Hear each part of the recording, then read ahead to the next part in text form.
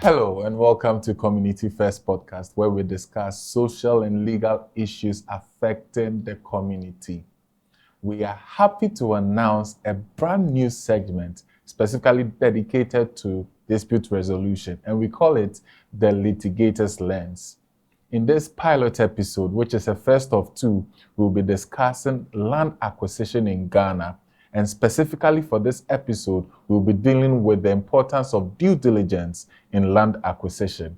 My name is Ernest Kofi Boateng and I'm your host. And I'm joined by well-experienced lawyers in the areas of land acquisition and disputes in Ghana.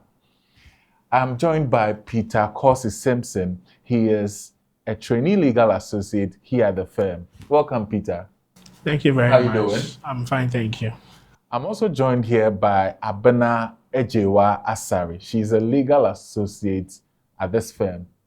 Abena, you're welcome. Thank you, Ernest. Definitely, you're looking very lovely this morning. You too, Ernest.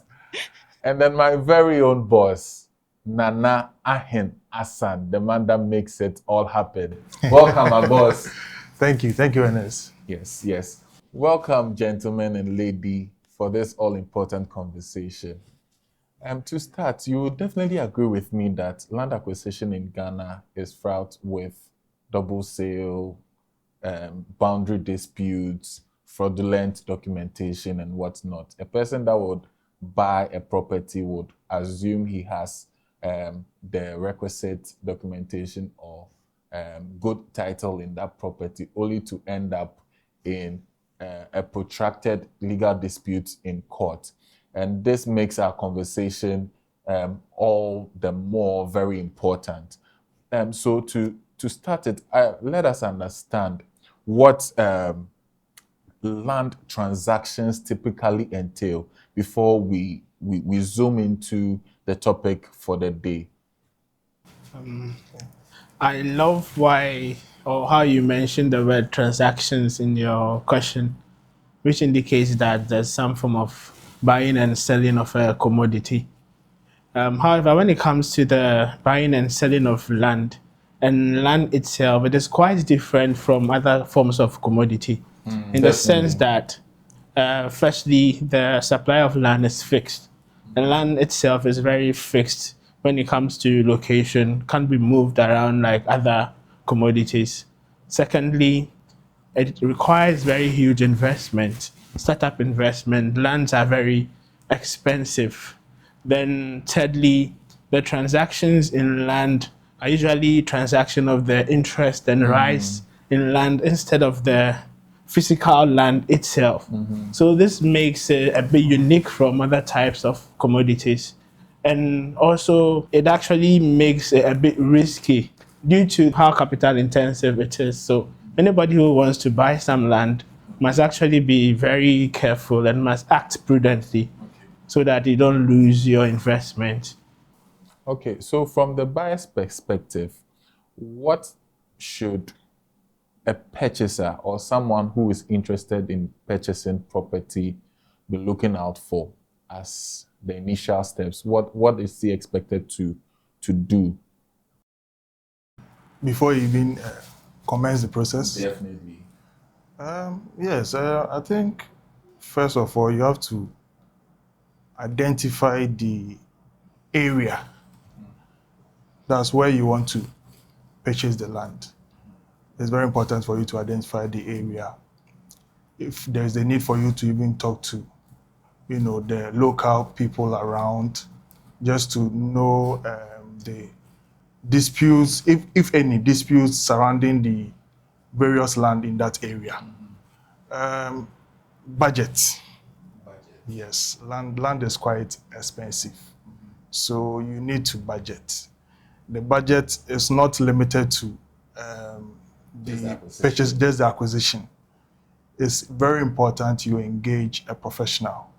Professional being lawyers, sometimes estate agents, and also surveyors, valuers. They are all involved in the land transactions. So it's very important that you have a budget. What else? Yes, basically, I think these two main things. First, you have to identify the land. You must have a budget. Then you can proceed. Okay, so in proceeding, what should a buyer do next after having identified the land, after having consulted the town folk, after having ascertained whether maybe the property is not or the land is not in a waterlogged area? What is he expected to do next?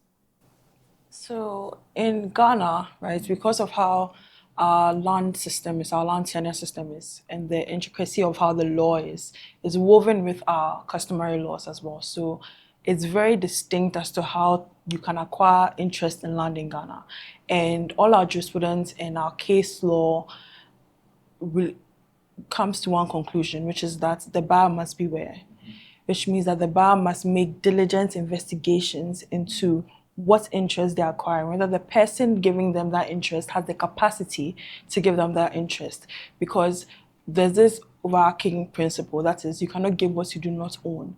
And so you have to make sure that whoever is giving you that land is giving you something that they actually own and can actually transfer to you.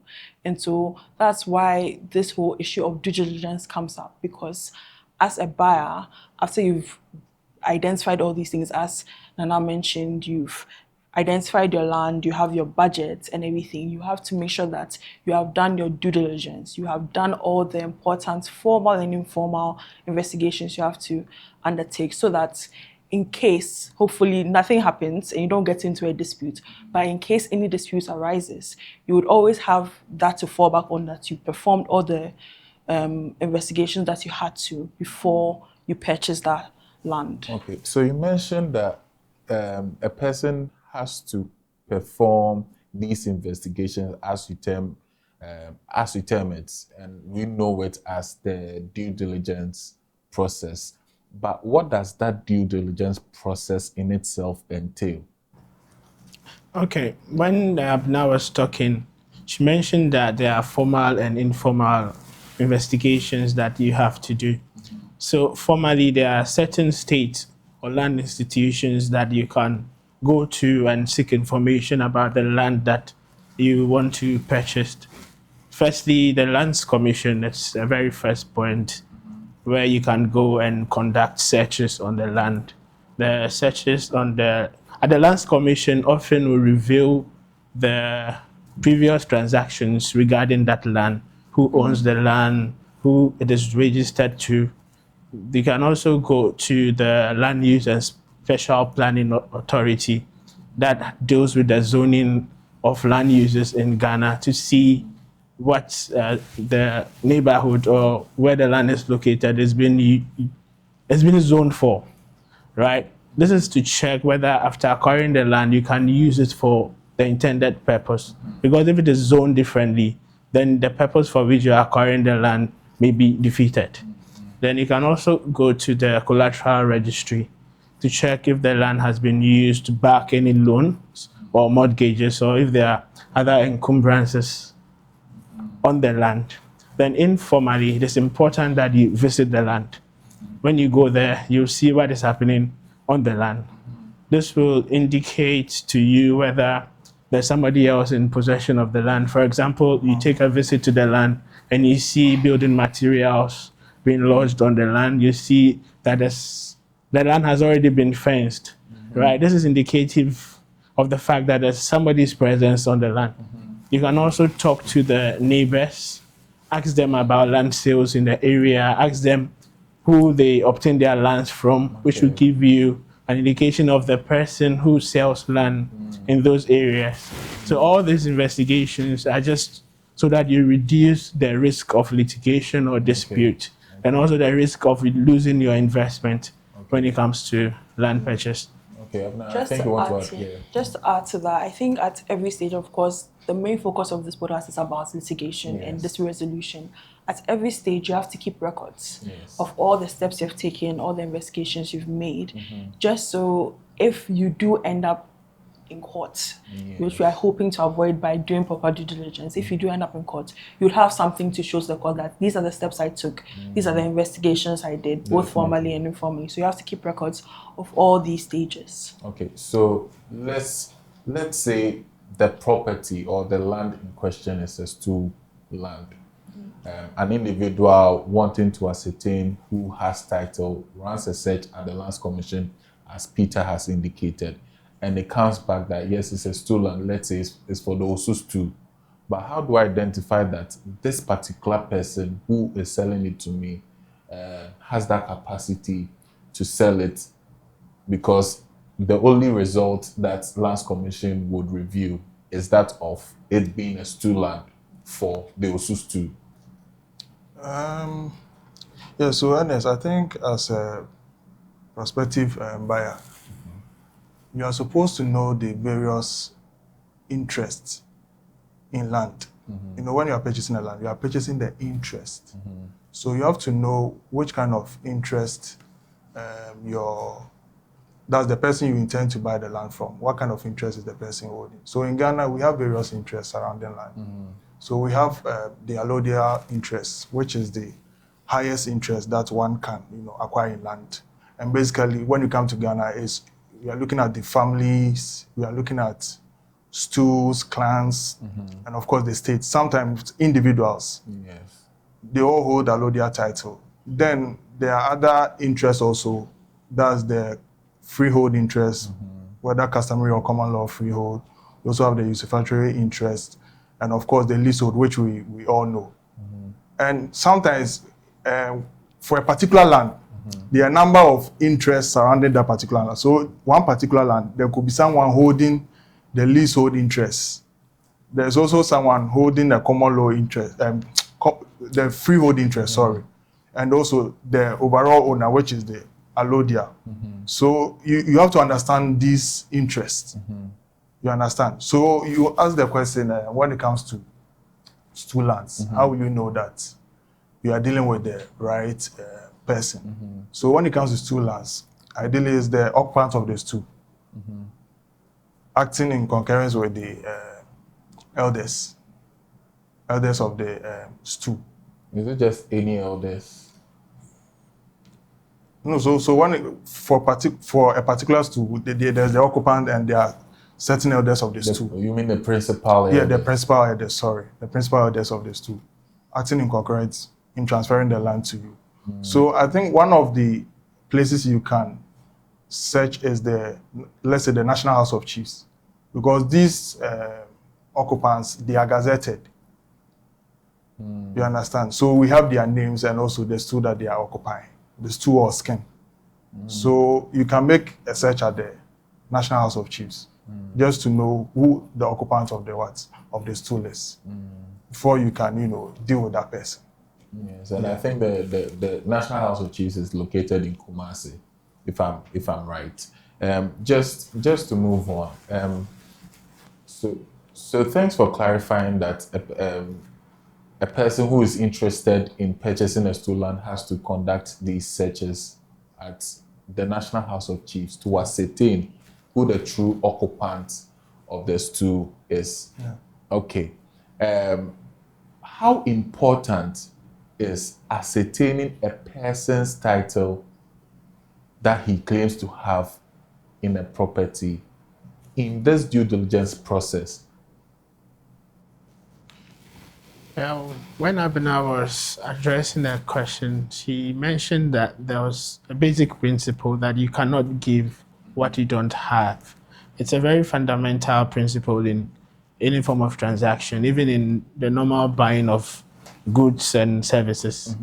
So if you do not ascertain the title of the person from whom you are purchasing the land, then you will end up not getting any interest that person proposed to transfer to you, because that person does not have that interest to transfer in the first place. So any grant obtained from that person will end up to be invalid. So you obtain nothing at all from that person. Okay. So what about the issue of the person actually having title but has sold it to multiple people? But perhaps there isn't enough records to show. How does it affect this whole process? Is it something that could potentially lead to protracted land litigation? In the event that someone has sold the land, the person has the proper interest or title to that land, has good title, and has sold it to multiple people. once you sell it the first time, you lose that interest you've sold. So if, for example, the person was the landlord owner or freehold owner and has given part of their title to someone in the form of a leasehold, they still have their freehold interest, but they can't give another person a leasehold interest in that same plot of land. And so once the vendor has sold the land to somebody else, they've transferred that interest to another person. So at that point in time, they no longer have that interest to transfer to another person. That's why you as the buyer has to make sure that the vendor still has that interest, because if they don't transfer good title to you, you get nothing. So it's not always a matter of the person selling you the land not having that interest in the land. They might actually have it, but they've sold it to somebody else. And so once they sold it to somebody else, legally they can't give you that same interest they're giving to somebody else. It won't work. And at that point in time, that's when there's also the criminal offense of double sale, which you can always get the police to prosecute. I mean, the police to investigate, and then the person can be prosecuted for that offense. However, at that point in time, as my colleagues have mentioned, you've invested a lot of money into it. Land acquisition is very capital intensive, so you've invested a lot of money into it. Once they prosecution is just, the main aim is for them to make sure that the person is brought to book and the person gets their punishment for committing the offense they've committed. If they go through this whole process, you're not going to get your money back, you're not going to get the land back. That is why you need to be sure that whoever is transferring you the land or the title has transferred you something they actually still have. Even if the person originally used to have it, do they still have it at the time they're selling it to you? But are there also no civil remedies for the person? For instance, it was represented to him that the land is, in their lame terms, hot cake. Someone else is coming for the land. If you don't perhaps make a deposit, we are willing to selling it off to another person. In that circumstance, before we look at the civil remedies, in that circumstance, what do you think is practically advisable for the purchaser or the prospective buyer to do to ensure that the transaction is somewhat secured or safe? Ernest, if any seller rushes you into acquiring his or her property, I mean, it's a big red flag. It's a very big red flag, and I think a lot of people go through such situations. Even when the person is very interested in the property and perhaps wants to develop it as fast as possible. In other words, are you talking about the buyer? The buyer in this case. Yes, you have all the interest, but you have to be sure that you are purchasing it from the right person. You are acquiring the right interest in the land. He's the rightful owner. You have to ascertain all these things. So that's why you have to do your due diligence. And I think when we began, I don't know if it was Peter or... Okay, so Peter mentioned, I think, formal and informal searches. So when it comes to land transactions, there could be formal processes. Formal process in the sense that the buyer and the seller could enter into a sales and purchase agreement. Sometimes we call it the contract of sale. Okay. Now, what does this one do? It's not the contract that transfers the land to you, or it's not the indenture that transfers the land to you. Okay. But basically, it's just the seller agreeing that I will transfer the land to you if you pay me this amount of money. And the buyer agreeing that, yes, I will pay you this amount of money for the land. Once they enter into such agreement, I mean, you are supposed to do your initial investigations just to ascertain whether the person has an interest in the first place, if he's the rightful owner, before you even enter into such contract. And once you enter into such contract, you can always include certain conditions in the contract, which sometimes we call the preconditions. So in the sense that after you did your investigation, maybe there are some loopholes in his title that he has to take certain steps, that the seller has to take certain steps to, perfect it. So you include it in your conditions of, sale, that until he has regularized that, the sale will not be completed. And once you enter into such agreement, usually ties the hand of the seller to sell the property to another person. Okay. So it's like you acquire some kind of equitable interest in the land, you as the buyer. Okay. So once, yes, so, but somehow you have to make some, after you are satisfied that yes, indeed, you are dealing with the right person, you can agree on a deposit. Okay. You understand? You maybe 5-10% of the purchase price, you agree on a deposit, you pay. So once you pay that money, you have some kind of beneficial interest in the land. And so that person or the seller cannot transfer the land to another person. Yeah. You understand? So So that way you are secured. Okay, so in that case, what will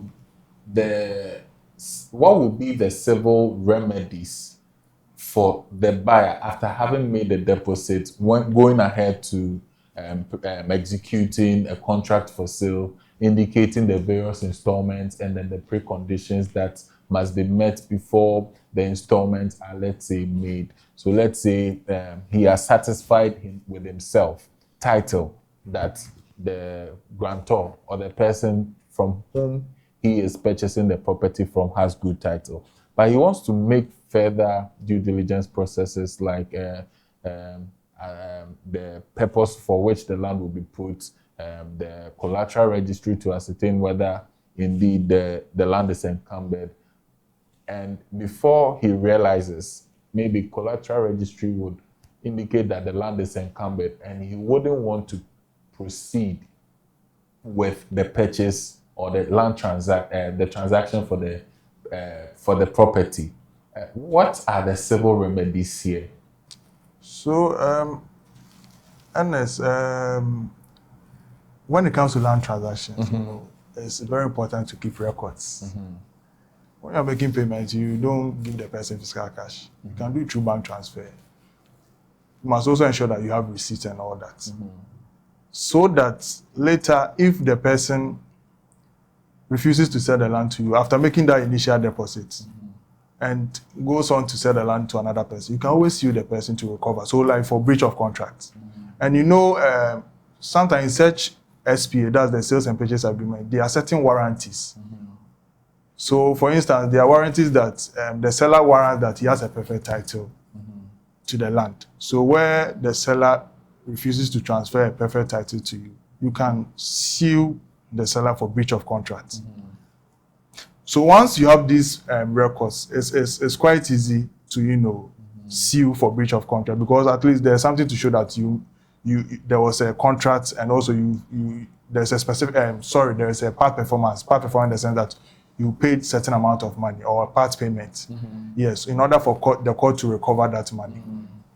So, I mean, that's one of the remedies you can. I think Peter wanted to add. Yeah, I think the whole discussions about maybe entering into a formal agreement in respect of a land transaction is very important, because even the law makes provisions for the types of agreements that can be enforced when it comes to the land transactions. I think in the Land Act, it says that a contract for the sale or purchase of land should be in some form of writing. That is section right? 34. Yes, and specify certain things. The person against whom it is to be enforced, the purchase price, and all that. So before you can even approach the court to enforce a contract in relation to land, these things must be first met.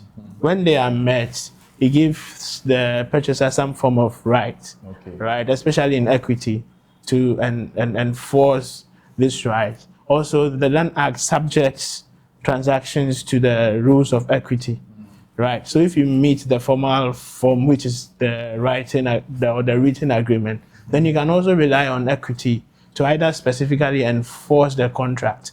Like I mentioned in the beginning, land is very unique.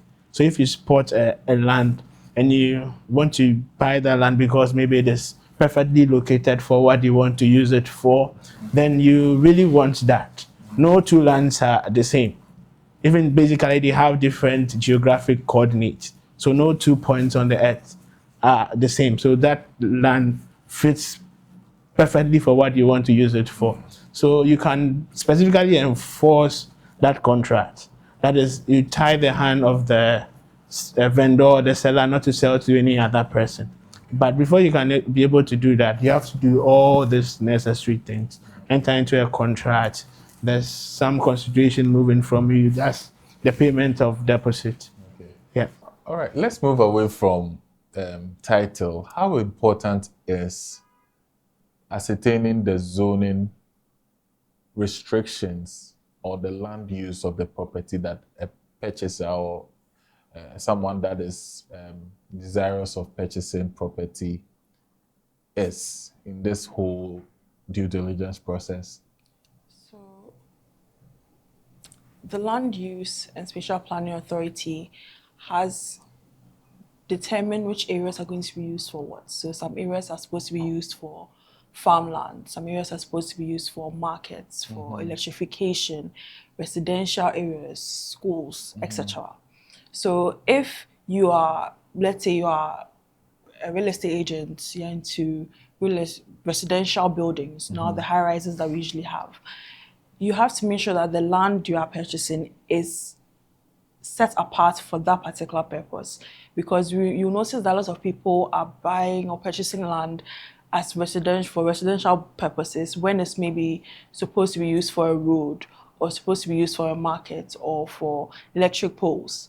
And so once you do that, when they need to use that land for its original purpose, that is maybe for constructing a road or for a market, they're going to have to pull your building down because the land is not being used for its actual purpose. And that's why you need to know what the purpose of that particular land or what it has been set apart to be used for is, because you don't want to invest money, build a house, or invest money, build a factory, and then that area is not meant for industrial purposes, it's meant for residential purposes, and you have to bring it down.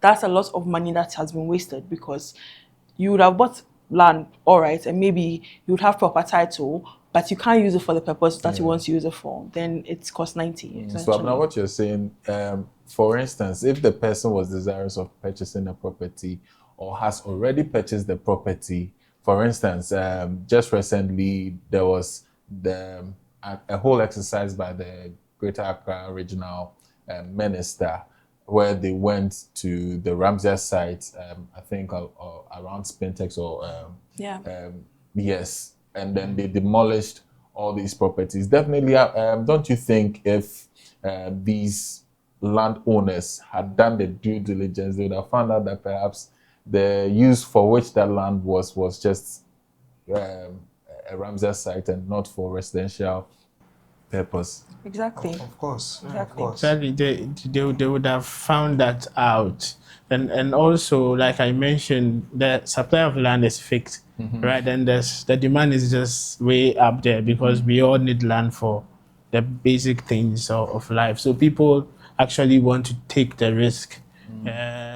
They may actually find out that maybe the place has been zoned as a site of ecological importance, but for some time now people have been constructing and there's no action from like the state agencies. So okay, let me just risk it anyway. But you will see that even year to year we have like floods and other natural disasters that people actually attribute to people building in waterways and things like that. So it is very important to actually ascertain this thing, because you may not know when the law enforcers will really want to enforce zoning or, let me say, planning regulations for various areas.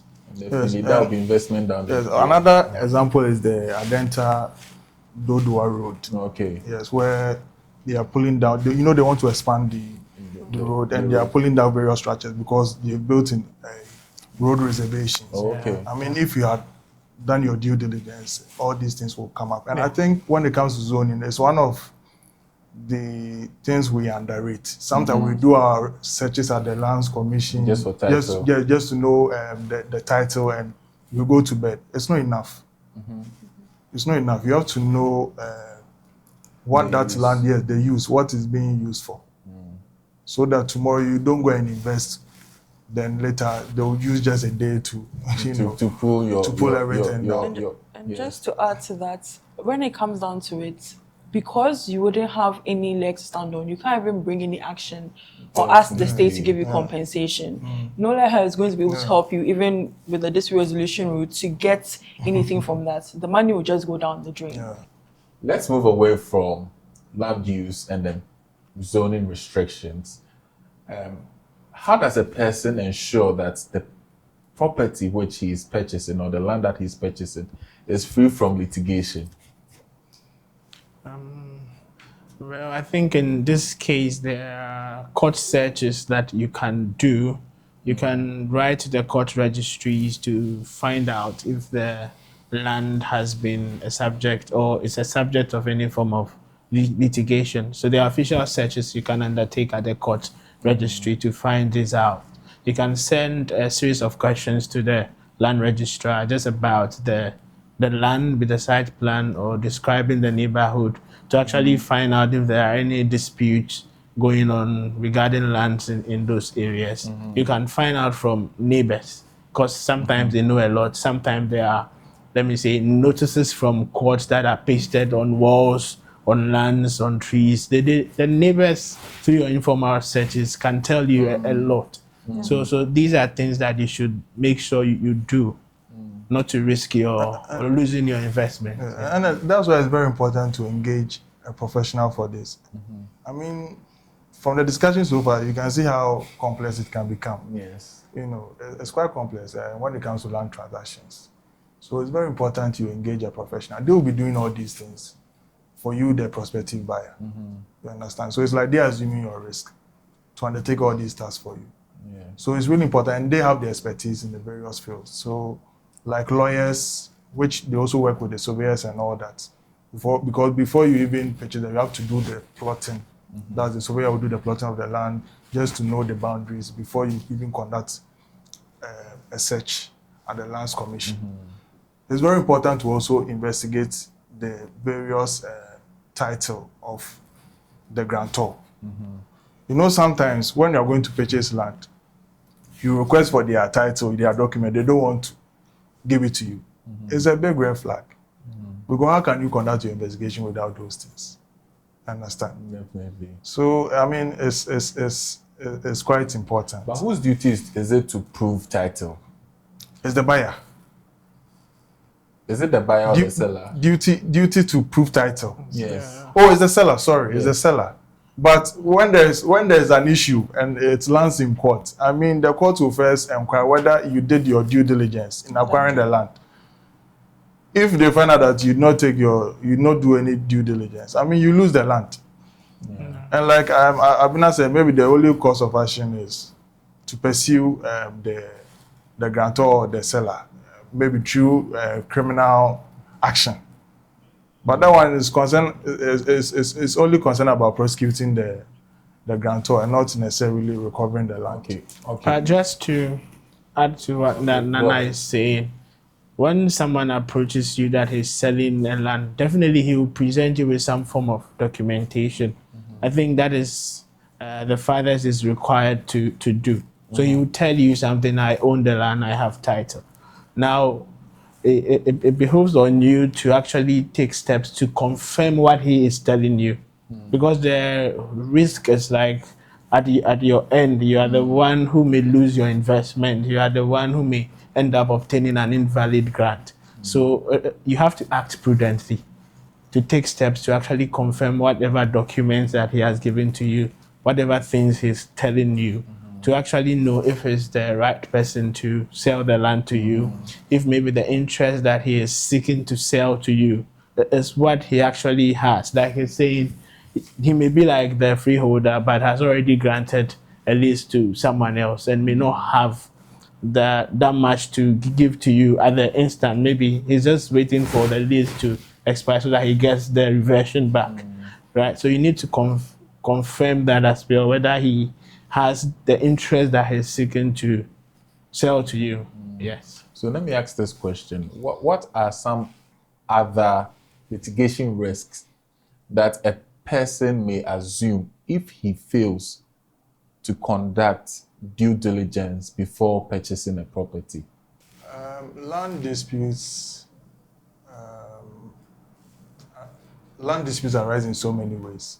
So when we go to court, we have issues of double sale, where the grantor, like what we've been discussing so far, where the grantor sells the land to two or more people, and they'll end up in court. There's also an issue of title, who is the rightful owner. So I earlier described the various interests in land. Yes. So there could be instances where two allodial, there are two competing allodial interests, and they are in court. They are already determining who has the allodial title to the land.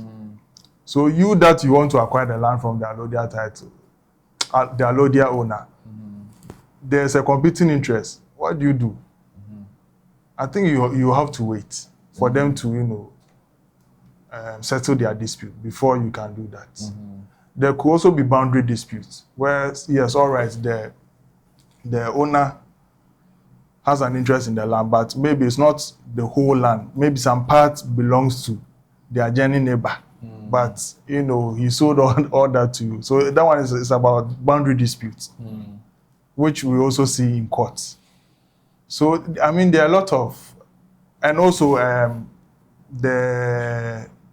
when it comes to mortgage. Yes. So sometimes you purchase a property. Apparently, the property is a mortgage property. Was used to secure a loan.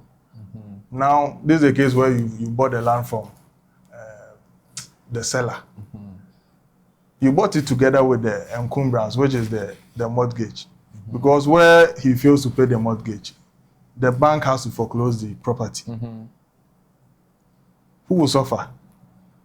It's you, the buyer, who is going to suffer. So, I mean, you have to ensure that all these things, you investigate all these things before you go ahead to purchase the land. And I think another instance, I think I have to describe this one. So sometimes someone might have an interest in land. So, for instance, let's not go too far. Leasehold. Ghana, the maximum 10 you can acquire is 99 years when it comes to a lease. Can't it be more? No. It's just usual. Maximum is 99. For a foreigner, it's 50 years. Okay. But for a Ghanaian, it's 99 years. Sometimes, so we have a lease, we have a head lease, we have a sublease. Sublease is carved out from a head lease. So if, for instance, Ernest, I want to buy a land from you, you are holding a lease of 50 years. Okay. You are given 50 years. And maybe you've occupied the land for 10 years. You are left with 40 years. Yes. But in practice, we usually see that people, you like this, you'll be selling to me for that 50 years. When already you spend 10 years. You don't have the capacity to transfer the full 50 years to me. And sometimes people pretend they think that, oh, I've acquired the land for 99 years. But that is not so. In law, it's what we call assignment. So if you want to sell the rest of your 40 years to me, you execute that, or you transfer that through a deed of assignment, what we call assignment. So it's the unexpired residue that you are transferring to me. So I think these are the circumstances or various ways where, yes, land disputes arise. Okay. And then, I don't know if anyone has to add anything to that, the various litigation risks. But if not, let me ask, looking ahead, what are some emerging trends that may affect how we conduct due diligence, or that should affect how a buyer in this current or modern times affect the way he conducts due diligence in Ghana? So, Ernest, for instance, the New Lands Act, there is when it comes to, couples, people who are married. So when you are purchasing a property from a married person, you have to be sure that the other spouse is consenting to the transfer. Because now the New Lands Act provides that properties acquired during the marriage is deemed as a joint property of the husband and wife. So in conducting the due, because of this new provision, in conducting due diligence, when you are purchasing a property from someone who is, for instance, married, you have to be sure whether it's a spousal property or not. So it's one of the things you really have to look at, and whether the other spouse is consenting to that. So I think it's a new trend that we have to consider when you are purchasing property from an individual, especially from couples. Okay. Yeah. Also, in addition to what Nana has said, I think currently there are some changes in the land market, land and property market. Now there are developments of condominiums and apartment building, right? These are different from the traditional home ownership that we have in this country. So people are not actually buying lands now, but they are buying apartment units and like multi-unit building. So the due diligence may not actually be from like the scratch where you have to investigate title of the landowner, because the developer would have done all those even things land before. use. Yeah, or even land use before taking a risk to actually build the whole multi-unit building. So in that case, the due diligence may be limited to maybe the specific unit to see if that unit has not previously been sold to someone else, or maybe the encumbrances with regards to being used as a security to back a debt from a bank or mortgage. So it may be limited to just those instances, and you don't have to go through the whole process. So I think it's an emerging trend that we should actually look like. And also another risk may stem from like the sale and purchase contracts for like condominiums and apartment buildings, because certain terms that the real estate developers put in those contracts may be very harsh. And if you are not very careful, you may lose like deposits you make. These are very huge sum of money, so you should be very careful. Definitely, that is why you would recommend a lawyer should be engaged Yeah, to review yeah, such definitely. contract Contracts, before Exactly. signing in haste. Yeah. Definitely. But I think you wanted to add something. Well, that's what Peter mentioned about the contract and the terms that are now written into them. They are quite harsh, and I can't add more to what Peter's already explained so eloquently. Okay, so we'll be ending, but one more question. What are some practical tips you would recommend to prospective buyers who are desirous of purchasing property in Ghana? So I would say that there are three important things to note. Who am I buying from? What am I purchasing? What can I use what I'm purchasing for? I think that summarizes most of what we have discussed today. And I think you have to get the professionals you need to assist you. You need a lawyer. If you have to get a real estate agent, get one. If you have to get a surveyor, get one. Because we've discussed a lot, but this is scratching the surface of what actually goes into these complex land acquisition transactions. And that's why you need professionals to assist you so that you are not purchasing litigation.